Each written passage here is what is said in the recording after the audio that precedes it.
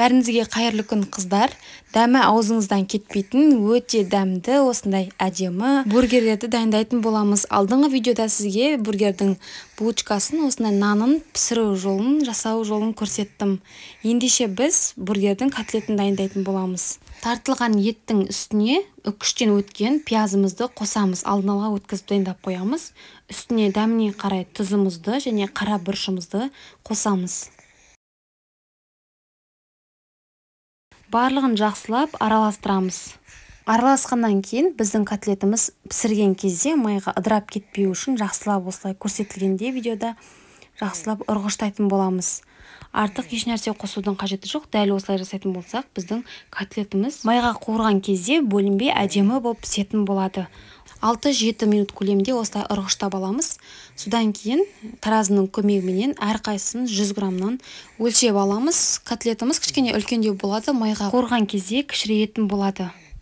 Алдымен біз тартылған етімізді барлығын осылай дөңгелектеп алдық. Содан кейін екі алақанымызбен осылай жайып жан-жақтарын осылай тегістеп шығатын боламыз. Пышақтың көмегімен немесе қолымызбен тегістесек болады. Ең бастысы қалың болмау керек, өте жұқа болу керек.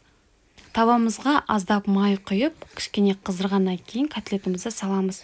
2 данадан салып отырып, екі жағын қызарғанша пісіріп алатын боламыз.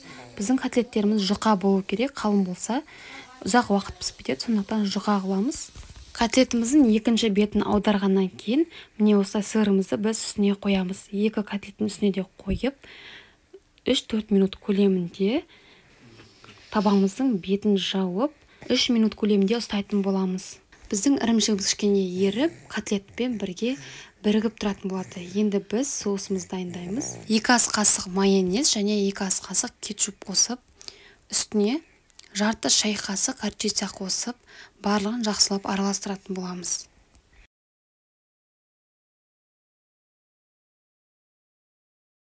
Алдын ала дайындап пісіріп қойған бөлкен нандарымызды біз ортасынан өткір пышақтың көмегімен теңдей етіп бөлеміз. Бізде барлығы 12 дана бөлкен нан шығады, және біздің дайындаған котлетіміз барлығы 12 дана бөлкен нанға жететін болады. Сонда бізде 12 дана бургер шығатын болады. Салат жапырақтарын осылай жуып дайындап аламыз, және қызанағымызды, қиярымызды барлығын осылай алдын ала дайындап алдық, кесіп. Енді бөлген нандарымызды 1,5 шай қасықтан соусымызды осылай құйып жағамыз. Соусымызды жаққаннан кейін үстіне салат жапырақтарын қоямыз. Салат жапырағының үстіне енді котлетіміз бен ірімшігімізді қоятын боламыз. Содан кейін алдын ала дайындап қойған қызанағымызды 1 данасын қосамыз, саламыз. Үстіне 2 дана қиярымызды қойып, бөлкен нанымыздың үстіңгі бөлігін қоямыз. Қаласаңыздар, пияз қоссаңыздар болады. Өзіңіздің қалауыңыз бойынша. Дайын болды. Міне қыздар, тағы да бір жасап көрсетейін. Өте дәмді болып шығады қыздар, әрі жасаған кезде өте қызық. Менің каналыма тіркеліп, қоңырау батырмасын басып қоюды ұмытпаңыздар. Менің әрбір салған рецептлерім сізге бірінші болып барып тұратын болады. Түсінбеген жерлеріңіз болса, комментарий бөліміне жазбаша ретінде қалдырсаңыздар болады. Міндетті түрде жауап беремін.